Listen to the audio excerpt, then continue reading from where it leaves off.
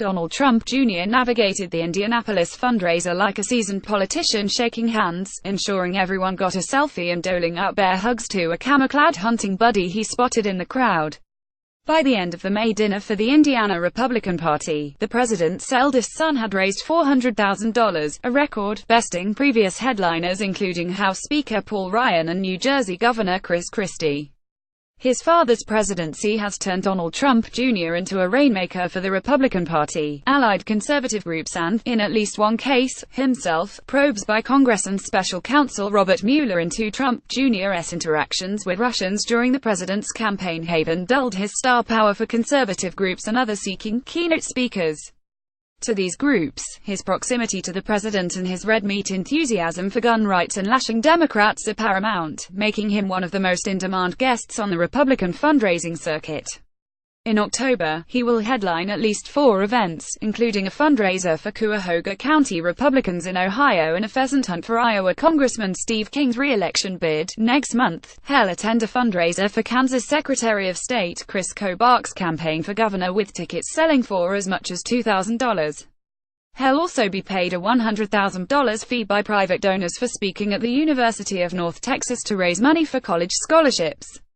Paying attention. Don Jr. and Ivanka are the 2 most recognizable members of the family, aside from the president. Put either one of them on your event and you're going to get people to pay attention and come, said Pete Seat, executive director of strategic communications for the Indiana Republican Party. Donald Trump Jr. didn't respond to a request for comment. The group putting on the Texas event, the Keynote Speaker Series, has never paid a speaker as much as the younger Trump. Often the college's headliners come for free or give a reduced rate. But the president's oldest son will be worth the money, said Brent Ryan, CEO of tax consulting firm Ryan LLC and one of the event organizers. He anticipates Trump will draw a record crowd of around 1,200 people and raise $300,000 for scholarships.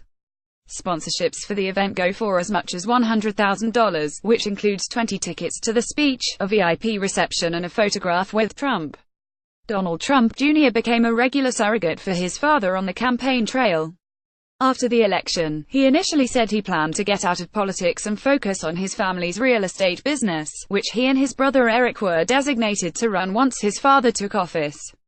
Back on Circuit B by March, he was back on the fundraising circuit, speaking at a GOP fundraiser in Dallas that raised $500,000.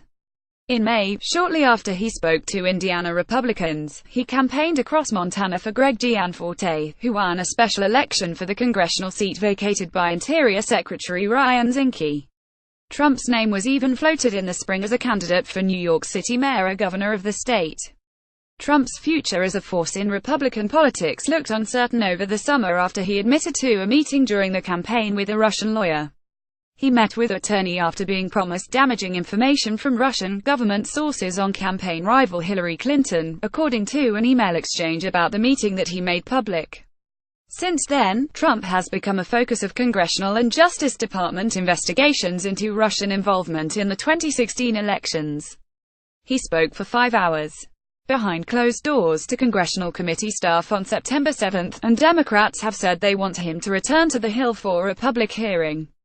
President Donald Trump's re-election committee paid almost $238,000 in the third quarter to the law firm representing younger Trump in the matter, according to campaign finance disclosures.